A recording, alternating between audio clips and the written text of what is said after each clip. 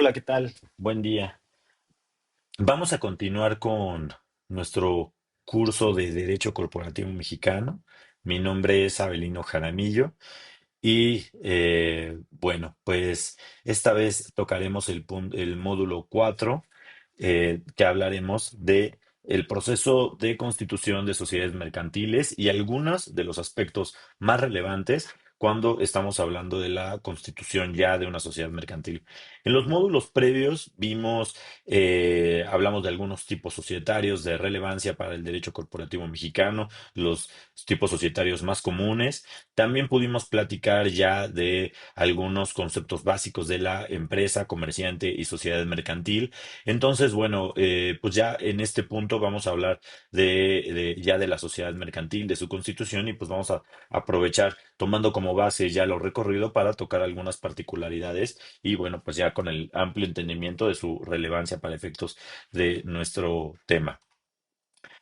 Lo primero que hay que hacer, bueno, y esto no viene aquí, pero lo ideal es, como ya mencionábamos, la gran mayoría de las sociedades mercantiles requieren de tener al menos dos accionistas o socios o más.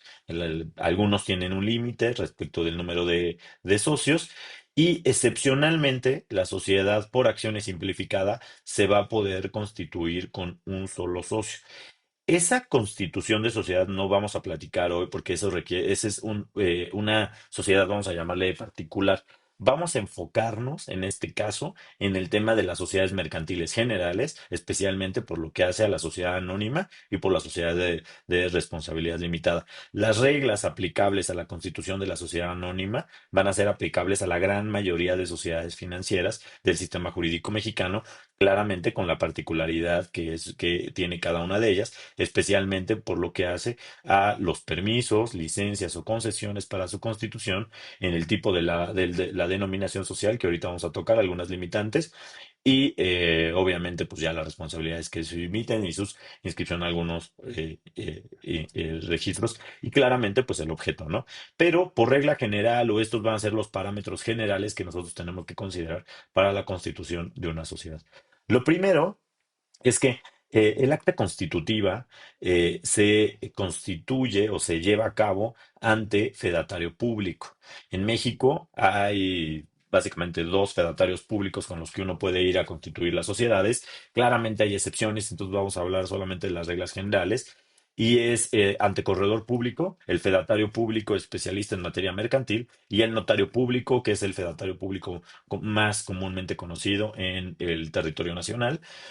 Ambos tienen la facultad para poder llevar a cabo la constitución de estas sociedades. Obviamente, el corredor público únicamente vamos a poder constituir sociedades de naturaleza mercantil, lo cual excluye a la sociedad civil y a la asociación civil.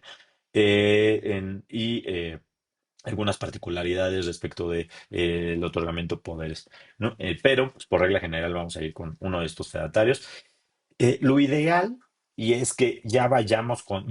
con el fedatario, ya que hayamos platicado con nuestro abogado corporativo, porque con esta asesoría ya pudimos haber determinado cuál es el tipo societario que más nos conviene respecto de las necesidades de mi emprendimiento, respecto de las necesidades de mi negocio, o porque ya estamos hablando de una estructura corporativa más compleja y queremos constituir una holding. Esta holding o controladora, de qué naturaleza va a ser, cuál es la dinámica para las cuestiones de gobierno corporativo que va a tener, etcétera, ¿no? O si queremos tener subsidiarias, y estas subsidiarias las queremos tener con un control muy limitado de la participación societaria, es decir, de quiénes pueden entrar, quiénes no, quiénes pueden salir y bajo qué circunstancias. Entonces, lo ideal es que hayamos ya platicado con nuestro abogado corporativo y nuestro abogado corporativo ya nos haya proporcionado qué tipo de societario es, cuáles son los requisitos particulares de cada uno, y que ya tengamos nosotros nuestro proyecto de estatutos. Eh, el proyecto de estatutos será indispensable que ya lo hayamos visto con nuestro abogado corporativo, y no es porque en las corredurías y en las notarías no tengan abogados corporativos, claramente los tienen. Sin embargo, es muy común que los estatutos sociales que se manejan ya, si tú vas directamente con un fedatario público, sean un machote y pues sean las cuestiones generales, particulares, y que solamente te hagan llenar un formulario y te den tu constitutiva. En muchas ocasiones puede no haber un problema, pero la realidad es que la constitución de tu sociedad tiene que atender a tus particularidades específicas y a tus necesidades. Si no es así, eventualmente tu sociedad no te va a funcionar. Vas a tener problemas y vas a tener que recurrir a modificar los estatutos para cambiar pues, el objeto, porque pues, simplemente no era lo que tú querías, o porque pues, los accionistas ya se pelearon, o porque la participación accionaria no correspondía como la realidad iba a ser, y pues el notario se puso lo que se le ocurrió, una participación equitativa, y pues la realidad es que no era lo que se quería, o a lo mejor algunos derechos especiales, etcétera, ¿no? Entonces, lo que nosotros vamos a hacer es acudir con nuestro abogado corporativo y plantear esto. Y entonces, bueno, pues ya nosotros vamos a tener nuestros estatutos y dentro de los estatutos van a estar estos puntos que son importantes. Este instrumento debe de contener los nombres, nacionalidad, domicilio de las personas físicas o morales que constituyen la sociedad. El tema de la nacionalidad en este caso es súper relevante por la participación entonces extranjera que vas a tener en tu sociedad. El objeto de la sociedad, que ya platicábamos en los módulos anteriores, el objeto va a ser el límite de la capacidad de la sociedad. Su razón social o denominación, que bueno, pues ya platicamos, en algunas sociedades puede ser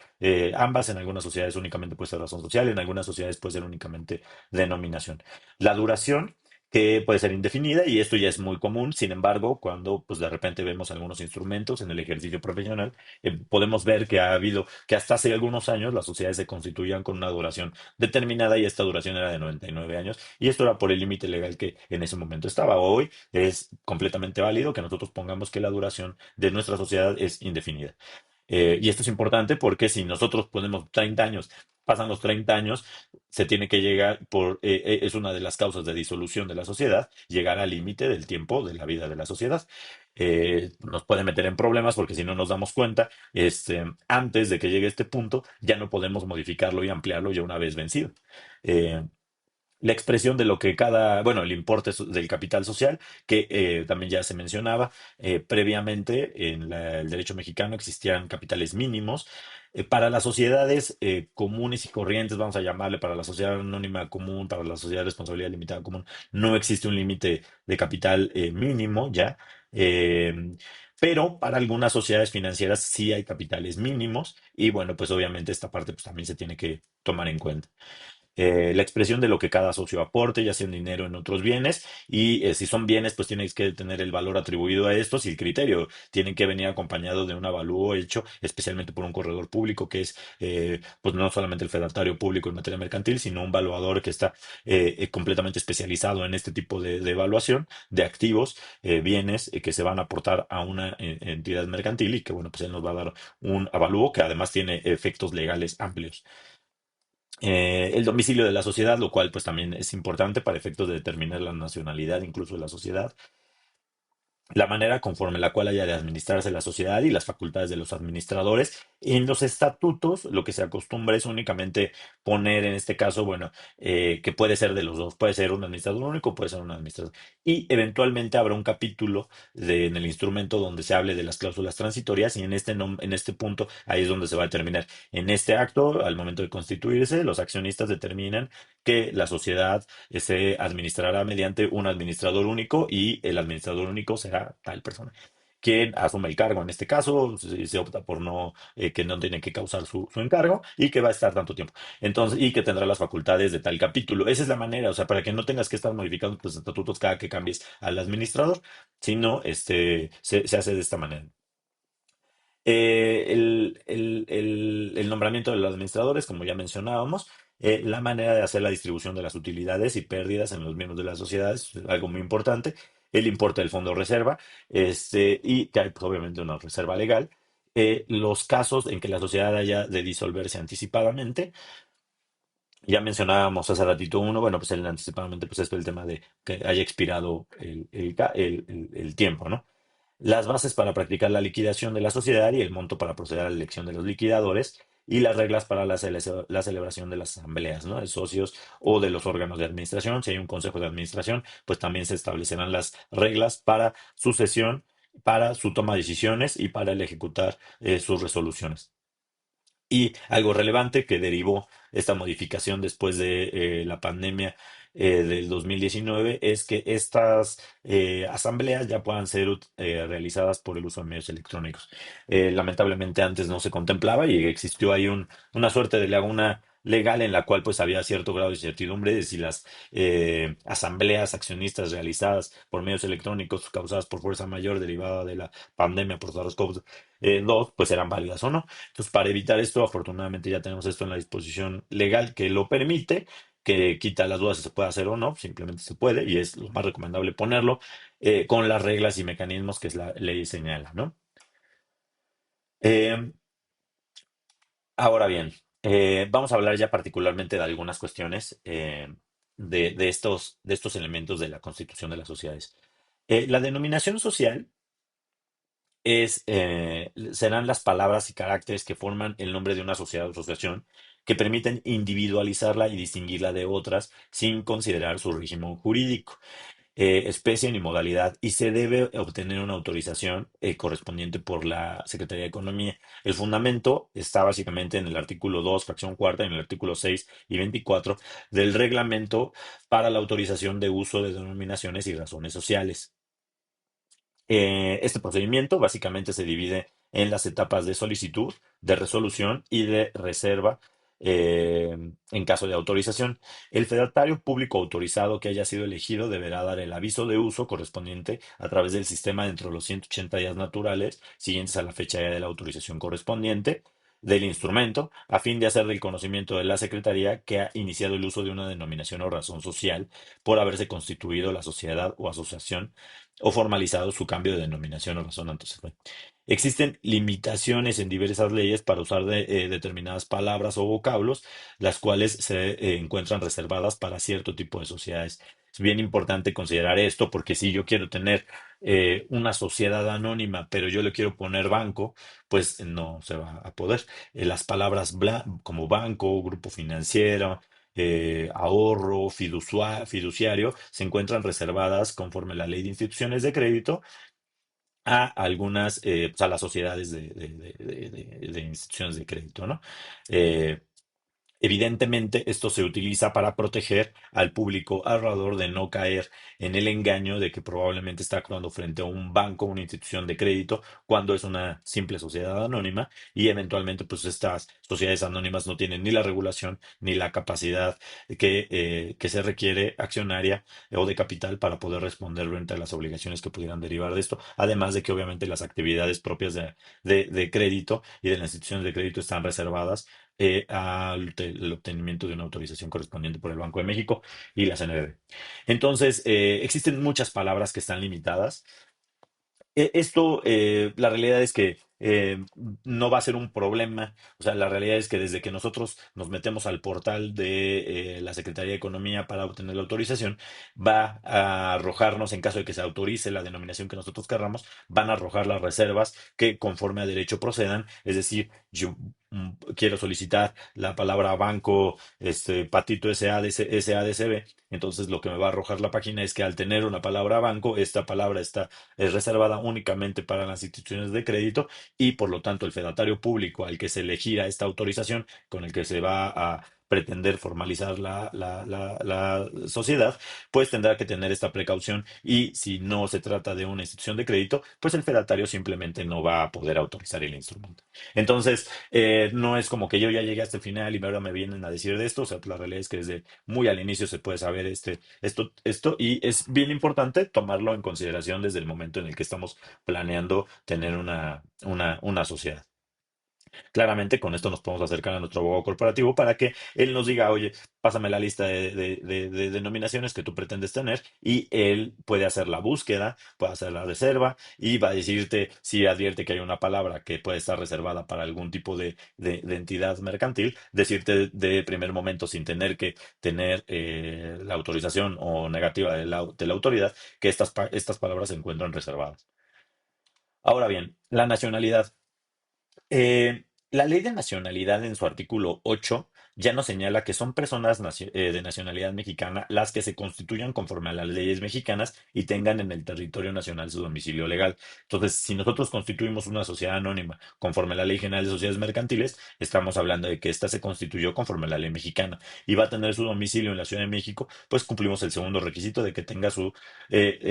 domicilio en territorio nacional. De esta manera, esta sociedad va a ser mexicana. Ahora, esto tiene mucha relevancia porque, pues como mencionábamos en uno de los primeros módulos, en el artículo 27, fracción primera de la Constitución, el artículo sexto 250 de la Ley General de Sociedades Mercantiles, ya hablamos de la ley de nacionalidad y la ley de inversión extranjera, la nacionalidad cobra un aspecto de alta relevancia para la actividad económica que nosotros pretendamos llevar a cabo.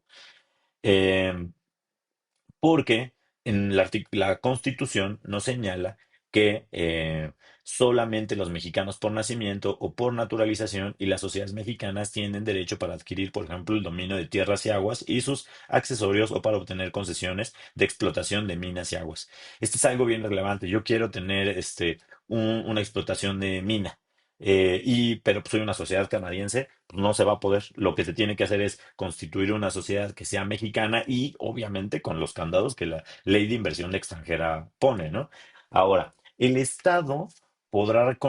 conceder el mismo derecho, y esto es bien importante, a los extranjeros siempre que convengan ante la Secretaría de Relaciones Exteriores en considerarse como mexicanos respecto de dichos bienes y en no invocar por lo mismo la protección de sus gobiernos, que se refiere a aquellos bajo la pena que en caso de faltar se perderá en beneficio de la nación los bienes que hubieran adquirido en virtud del mismo. Esto se llama cláusula de admisión de extranjeros y es también conocida cláusula Calvo, en la cual pues se renuncian los extranjeros a los derechos de acudir a la protección de su estado frente con su pena de perder su inversión, ¿no? Ahora bien, por ejemplo, otra particularidad es que una faja de 100 kilómetros a lo largo de las fronteras y 50 las playas, por ningún motivo los extranjeros podrán adquirir el dominio directo sobre tierras y aguas. Y entonces surge la pregunta de, ¿y entonces cómo le hacen los hoteles extranjeros para poder tener su hotel a los pocos metros de la playa? Y bueno, pues obviamente esto se hace mediante una correcta uso de los instrumentos legales, como es el fideicomiso, y la ley de inversión extranjera nos va a dar la posibilidad. El artículo cuarto de la Ley de Inversión Extranjera nos señala que podrán participar en cualquier proporción en el capital social de sociedades mexicanas, adquirir activos, ingresar a nuevos campos de actividad económica o fabricar nuevas líneas de producción, abrir y operar establecimientos y ampliar o localizar las ya existentes, salvo por lo impuesto de la ley, la inversión extranjera, claramente. Las reglas sobre la participación de la inversión extranjera en las actividades en el sector financiero se aplicarán sin perjuicio a lo que establezcan las leyes específicas para estas actividades. Para efectos de determinar el porcentaje de inversión extranjera en las actividades económicas sujetas a límites máximos de participación, no se computará la inversión extranjera que de manera directa sea realizada en dichas actividades a través de sociedades mexicanas con mayoría de capital mexicano, siempre que estas últimas no se encuentren controladas por inversión extranjera. Entonces, bueno, ya vemos que la nacionalidad de la entidad va a ser un elemento de altísima relevancia que nosotros vamos a tener que tomar en cuenta. El abogado corporativo, cuando nos acerquemos con él, vamos a tener que decirle, somos tres socios, dos de ellos son extranjeros y por ser extranjeros su inversión será extranjera. Entonces, pues ya estaremos hablando de que probablemente por la proporción será una sociedad que tenga una participación económica extranjera mayor que la participación nacional. Y entonces, bueno, de esta manera vamos a poder ver si puede llevar qué actividades, cuáles no. Y pues ya mencionábamos que la ley de inversión extranjera pues tiene un catálogo amplio de las actividades que están reservadas para sociedades mexicanas, partiendo obviamente de lo dispuesto por la Constitución. Ok, ahora vamos a hablar del domicilio. Ya tocamos algunas cuestiones del domicilio. Podemos señalar que pues, el domicilio de la sociedad mercantil es el lugar fijado en su escritura constitutiva donde legalmente se considera establecida y donde por regla general deben cumplirse sus obligaciones jurídicas, administrativas y fiscales. Eh, lo que pasa aquí es que comúnmente la Ley General de las Sociedades Mercantiles van a señalar en sus estatutos como domicilio social únicamente una entidad federativa. Es decir, tendrás su domicilio en la Ciudad de México o en el Estado de México o en Nuevo León. Y sin embargo, bueno, pues este va a ser el domicilio social que no llegue como al detalle, obviamente, de tener la calle, número y colonia y alcaldía. Sin embargo, esto es únicamente válido para efectos estatutarios. Sin embargo, pues, el domicilio será realmente donde esté el lugar principal de la administración de la sociedad. Eh, este domicilio también se encuentra íntimamente relacionado con el domicilio fiscal, aunque no es lo mismo porque el segundo efectivamente sí tiene que ser un domicilio específico y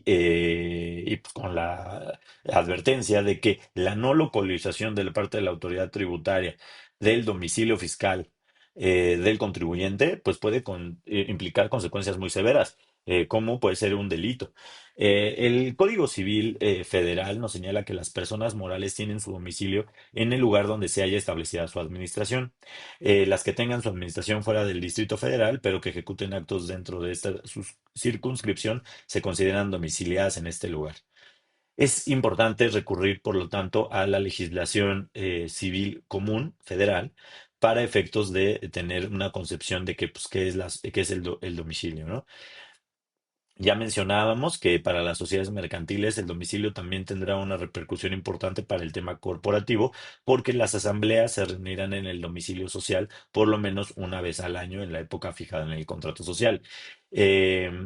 entonces, si yo llevo a cabo mi asamblea fuera del domicilio social, es decir, en otra entidad federativa, pues alguien, algún accionista, pues puede reclamar la nulidad de esta asamblea por no haberse cumplido los requisitos que establece la propia ley y los estatutos en su caso, aunque pues ya mencionábamos previamente que el uso de medios electrónicos es completamente válido y no se entenderá que la asamblea se celebra fuera del domicilio social cuando la asamblea se lleve a cabo mediante la utilización de medios electrónicos, siempre y cuando esto esté contenido obviamente en los estatutos.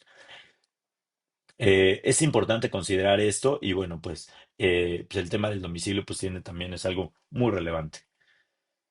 Ahora bien, respecto del objeto. El objeto social de una sociedad es el conjunto de actividades o fines lícitos y determinados que la empresa se propone realizar de manera habitual que justifican su existencia. En otras palabras, define a qué se dedicará la sociedad y delimita su capacidad jurídica frente a terceros. Como ya mencionábamos, pues el artículo cuarto pone esta disponibilidad. Entonces, las sociedades mercantiles que tengan un objeto ilícito o ejecuten habitualmente actos ilícitos serán nulas y se procederá a su inmediata liquidación a petición de que en todo tiempo pueda hacer cualquier persona e incluso el Ministerio Público, sin perjuicio de la responsabilidad penal en que hubiera. La ley señala que la liquidación en estos casos se limitará a la realización del activo social para pagar las deudas de la sociedad y el remanente se aplicará al pago de la responsabilidad civil, que en su caso se hubiera incurrido, y en defecto de esto a la beneficencia pública de la localidad de que se trate. Entonces es algo bien importante porque si nosotros tenemos un objeto ilícito, y se liquida la sociedad, pues este activo que se liquide no va en ningún momento a repartirse a los accionistas. Y a lo mejor y podría pensarse muy obviamente que, bueno, pues no puedes tener una sociedad mercantil que tenga un objeto, pues, aunque, pues, no sé, pensemos en un acto completamente delictivo. eh, Vamos a llevar a cabo delincuencia organizada, pues eso puede ser muy obvio para la gran mayoría de pues quién lo va a poner, pero pensemos, por ejemplo, que tenemos una sociedad mercantil cuyo objeto es importación, distribución y comercialización de cigarrillos electrónicos. Y esto era un objeto completamente válido hace 2 años. Sin embargo, con las reformas que hubo a la Constitución, pues esto ya se hace un objeto ilícito. Y entonces nos encontramos ya en un problema, porque evidentemente, pues no es algo que en su momento se pensó un objeto claramente ilícito. Sin embargo, por las modificaciones a la normativa mexicana, pues ya estamos en ese escenario. Entonces, lo que tenemos que hacer es, pues siempre estar asesorados de nuestro abogado corporativo, quien en el acompañamiento cotidiano que da nuestra empresa, nos puede señalar o mandaron un correo de advertencia de se está presentando esta iniciativa, la constitución de la sociedad de usted, mi cliente, tiene este objeto. Lo ideal es poder modificar el objeto social antes de que pase la iniciativa o cuando ya es eminente su aprobación y falta la publicación. para que todavía no esté vigente, no sea derecho positivo, sino simplemente pues ya esté en una etapa muy final del proceso legislativo para poder modificar el objeto social y que no nos encontremos en el punto en donde ya tenemos un objeto ilícito y que pues sea imposible su modificación. Porque pues un fedatario ya no, tal vez no quiera modificarlo por el tiempo en el que estamos, ya no se puede modificar, o peor que ya no se pueda llevar a cabo la inscripción en el registro público y se proceda de inmediato a la disolución y liquidación de la sociedad. Y esto es por una falta de atención y detalle del contexto político que a veces pasa, ¿no? Entonces, este es un ejemplo en el cual, pues, no es una cuestión obvia que el objeto social sea un hecho ilícito, sino que por los cambios legislativos, pues, eventualmente nos podemos encontrar en un problema de este tamaño y cuyas repercusiones legales son, pues, bastante graves, ¿no? Entonces, pues este es uno de los puntos. Ahora, ya mencionamos en los módulos previos que el objeto social es el límite de la capacidad de las sociedades mercantiles, es decir, pueden llevar a cabo todos los actos de comercio necesarios para el cumplimiento de su objeto social. Entonces, cuando no se encuentre una relación con el objeto social, pues existirá aquí un vicio respecto del consentimiento y la capacidad de la persona moral al haber llevado a cabo una contratación mercantil. Entonces, bueno, también como abogados corporativos está dentro de nuestras funciones que cuando revisemos los contratos de nuestros clientes y como empresarios también lo hagamos, es ver que dentro de las declaraciones de los contratos que comúnmente se ponen, se establezca que tiene dentro de su objeto y el apartado, no es necesario copiar todo, el apartado del objeto social donde se hable específicamente de la actividad que puede estar relacionado con el objeto de este contrato. Es decir, si nosotros tenemos una sociedad cuyo objeto social es llevar a cabo la comercialización y distribución o elaboración, perfeccionamiento de vestimenta, y lo que vamos a hacer es rentar una bodega, pues lo ideal es ahí poner que, bueno, pues obviamente en los estatutos de esta que se podrán llevar a cabo contratos de arrendamiento con la finalidad de poder establecer bodegas, locales comerciales, entre otro tipo de establecimientos, para poder llevar a cabo pues nuestra actividad comercial. Esto lo vamos a copiar en nuestro contrato y de esta manera pues el contrato ya va a tener claridad y obviamente certeza a las partes para que el arrendador también sepa que pues, este contrato de arrendamiento va a ser válido respecto de la capacidad jurídica del contratante, ¿no? Del arrendatario persona moral que lo quiere para estos fines. Eh, y también muy relevante es el tema de la deducibilidad, que para efectos tributarios también nos habla el Código Fiscal, que bueno, la ley, el Código Fiscal y la Ley de Impuesto sobre la Renta nos habla de esta estricta indispensabilidad. El artículo 27 de la Ley del Impuesto sobre la Renta nos señala que las deducciones autorizadas de este título, es decir, el título 2 para personas morales, se deberán reunir los siguientes requisitos y en la prefacción primera nos habla de ser estrictamente indispensables para los fines de la actividad del contribuyente. Entonces, pues también va a ser algo importante si nuestros facturas que nosotros estamos eh, considerando para efectos de deducir una carga tributaria, eventualmente el SAT nos dice, oye, pero pues todas estas actividades son ajenas a tu objeto social, pues tampoco nos va a permitir la deducción. Y obviamente vamos a tener un problema porque ya vamos a tener una base gravable mucho más alta, lo que va a repercutir en obviamente un impuesto más alto.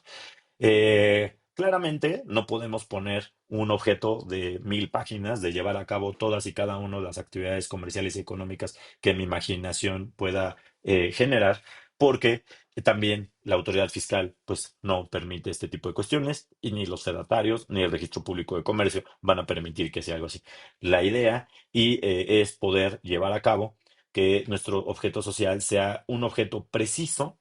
y que tenga las actividades necesarias e indispensables para poder llevar a cabo nuestro objeto social para que no tengamos un problema con la autoridad fiscal. Esto es bien importante y precisamente por esto es necesaria la asesoría de un abogado corporativo que desde el principio nos ayude a delimitar el objeto social y que podamos tener pues eventualmente éxito en nuestra estrategia tributaria que queramos llevar. Ok, el capital social, bueno, pues ya mencionamos, el capital social es el conjunto de aportaciones, se compone por el conjunto de aportaciones en dinero o en bienes que realizan los socios o accionistas al momento de constituirla y que representa el patrimonio inicial destinado para cumplir el objeto social de la empresa. Eh, existen pues, muchas cuestiones relevantes. Previamente podemos hablar de que había una cuestión más importante cuando la ley, especialmente la Ley General de Sociedades Mercantiles, establecía capitales mínimos para la constitución de sociedades. Hoy ya no es así. Entonces, pues la realidad es que de repente vamos a poder ver que se puede constituir una sociedad con 5,000 pesos, con 3,000 pesos. Claramente no es lo ideal porque el capital social pues representa la garantía que tiene la sociedad frente a terceros para poder respaldar el cumplimiento de sus obligaciones sociales, y también va a ser algo importante para que cuando lleguemos a un banco a abrir nuestra cuenta bancaria, si nosotros llegamos con un capital de 2,000, 3,000 pesos, el banco probablemente sí nos abra la cuenta bancaria, pero será más probable que establezca, dentro de sus facultades lo puede hacer, un límite al número, a la cantidad de dinero que se puede depositar, ni siquiera la cantidad que nosotros podemos transferir, sino la cantidad que podamos recibir en la cuenta. Si nosotros llegamos con un capital muy menor, el banco, obviamente siguiendo las reglas regulación prudencial que se establece para efectos de prevenir lavado de dinero, va a poner límites al importe que nosotros podamos recibir en nuestra cuenta de manera mensual, pues, estableciéndolo en 50,000 o 30,000 pesos, lo que eventualmente puede causar un problema al momento de que nuestros clientes nos paguen. Nosotros podemos emitir la factura y al momento de que nos paguen, nos van a decir que no pueden, no se permite realizar la transacción. Cuando veamos el problema, va a ser porque nuestra institución financiera lo impide, porque se está rebasando el importe que se estableció al inicio. Entonces, es importante que no querramos simplemente por saber que se puede constituir con un capital muy menor, necesariamente hacerlo, además de que, pues bueno, implica en estas cuestiones, ¿no? El capital social puede estar compuesto por una parte fija y una parte variable. Y esto va a tener repercusiones respecto de los consecuentes actos jurídicos y corporativos que queramos llevar, porque la modificación del capital fijo requiere la modificación del contrato social, pero la variación del importe variable no requiere una formalidad especial. Entonces, es importante que nosotros tengamos esto en cuenta para saber si nosotros vamos a querer un capital fijo muy menor, pero una capital variable muy alta, eh, o pues que sea también ambos los dos, o si no queremos capital variable, recordemos que el capital variable es una modalidad que pueden tener todas las sociedades mercantiles y que pues permite o se genera precisamente para brindar flexibilidad a la sociedad respecto de su patrimonio, ¿no? Ahora, el capital social se divide generalmente en acciones o en partes sociales, dependiendo de la sociedad. Y el propósito, pues, es determinar el porcentaje, entre otras cosas, pero uno de los más importantes, el porcentaje de dividendos a repartir. En algunas sociedades se pueden establecer bonos de fundador, los cuales tienen ciertos privilegios económicos principalmente para los accionistas que fundaron la sociedad.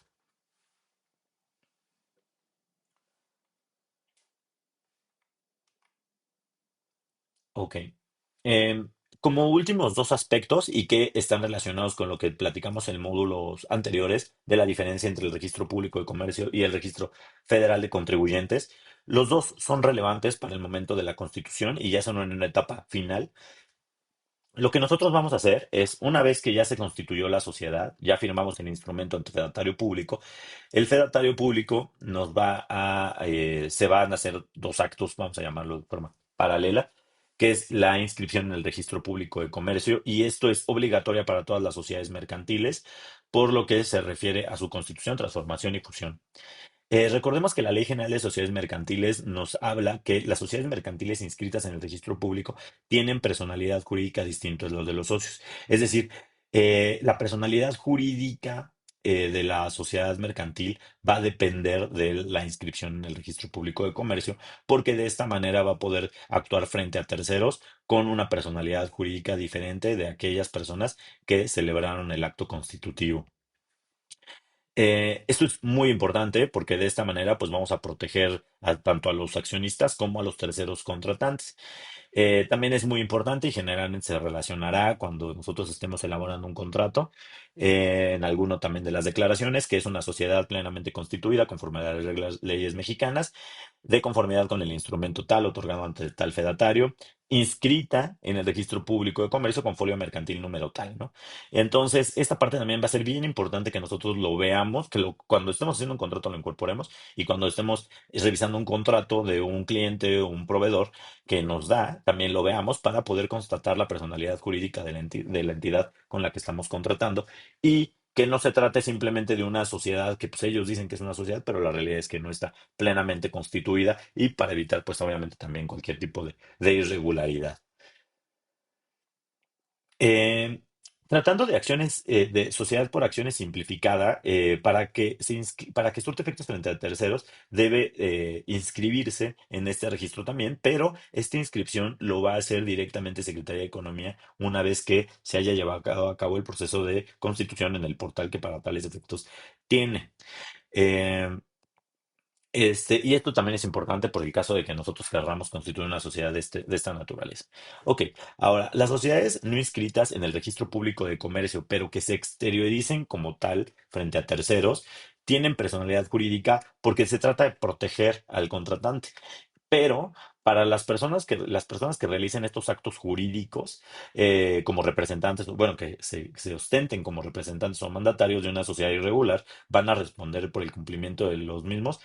de manera subsidiaria, solidaria e ilimitadamente. Recordemos en este caso, y esto es bien importante para efectos de la distinción de la personalidad jurídica de las sociedades y cómo se responde frente a terceros y por qué existe, es estos temas de las responsabilidades que nos habla el derecho común y la teoría jurídica mexicana, que la responsabilidad subsidiaria va a ser cuando el responsable subsidiario solo asume la deuda cuando el deudor principal no puede cubrirla. La responsabilidad solidaria es que los acreedores pueden exigir el pago de la deuda total a cualquiera de los responsables, independientemente de su participación en la empresa. Y la responsabilidad limitada significa que el responsable responde con todo su patrimonio personal y empresarial. Si el patrimonio de la sociedad es insuficiente para cubrir las deudas, pues procederán con el patrimonio de las personas integrantes de esta sociedad irregular o de quienes hayan actuado en nombre de una sociedad regular respecto de todo su patrimonio, incluso el personal. También es importante que si nosotros somos accionistas de una sociedad de este tipo, pues estemos muy atentos a que se inscriba eh, el instrumento en el registro público de comercio. Esto comúnmente lo hace el fedatario. Sin embargo, hay ocasiones en las que los accionistas solicitan hacerlos ellos mismos y el fedatario únicamente pondrá la leyenda de que los accionistas eh, solicitan ellos llevar a cabo el registro y que, por lo tanto, eximen al fedatario de cualquier responsabilidad que derive de su omisión. Lo más recomendable es que lo haga el fedatario público y pues bueno, ya, eso nos brindará muchas facilidades. De mayor relevancia o de igual relevancia es el tema de la inscripción en el Registro Federal de Contribuyentes, que también es un acto que se hace posterior al otorgamiento del instrumento. Generalmente lo que pasa es que nos da el fedatario público una copia certificada del instrumento una vez ya emitido, en el cual, sin datos de inscripción o a veces con datos de inscripción, eh, se da únicamente y se señala así para efectos de inscripción al Registro Federal de Contribuyentes. Ya mencionábamos que el Registro Federal de Contribuyentes es un padrón fiscal que identifica a todas las personas físicas y morales obligadas al pago de contribuciones y se utiliza para referir a la clave también este mismo concepto, porque muchas veces se habla del RFC de forma del registro y en otras veces se habla del RFC como tu clave, que es el número de RFC. También se menciona de esta manera para referir a la clave alfanumérica que identifica a cada empresa ante la autoridad fiscal contribuyente. Eh, Se otorga al inscribir ante el SAT a las empresas de nueva creación y todas las personas morales de nueva creación deben inscribirse eh, a través de sus representantes legales dentro de los 30 días del otorgamiento del acta constitutiva. Los requisitos van a ser el RFC de cada uno de los socios, que esto también se los va a pedir el notario o el fedatario antes a la constitución. El acta constitutiva, como ya mencionábamos, donde se van a ver también las facultades del representante legal. Un comprobante de domicilio, y aquí ha habido todo un debate muy amplio de que la autoridad fiscal muchas veces te pide un comprobante fiscal de domicilio a nombre de la entidad, pero pues si es una sociedad de nueva creación, pues nadie ha contratado con ella y por lo tanto no tiene un comprobante de domicilio. Entonces, muchas veces lo que se usa, y de hecho ahorita ya es completamente común y válido, es que se utilice un comprobante de domicilio de uno de los accionistas y para que se pueda habilitar el RFC y posteriormente, dentro de un plazo fijado, se proporcione un comprobante de domicilio ya a nombre de la sociedad.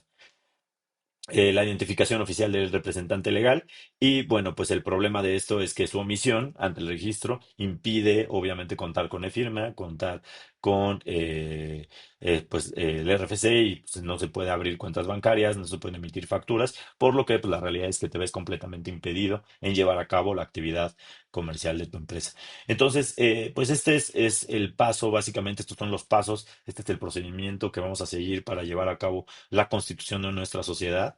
con algunos aspectos que son de alta relevancia y en los cuales tenemos que asesorarnos con nuestro abogado corporativo para que nos explique el alcance de cada uno de ellos y que nos ayude a traducir nuestras intenciones, nuestros intereses en cláusulas que sean claras, que sean eficaces para que eventualmente pues, nosotros podamos llevar a cabo nuestra actividad económica de la mejor manera.